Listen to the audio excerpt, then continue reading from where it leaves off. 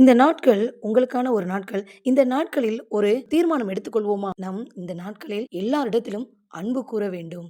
அதனால நாட்களில் கர்த்தர் சொன்ன வார்த்தைகளை நம் அன்பாக இருந்து பார்ப்போம். இந்த நாள் நமக்கு எவ்வளோ ஒரு இனிமையான நாட்களாக இருக்கிறது என்று இன்று உணர்வோம்.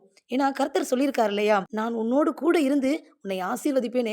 ஆதியாகமம் 26ஆம் அதிகாரத்துல 3ஆம் வாக்கியத்துல அவர் பேசியிருக்கார். சரிங்களா?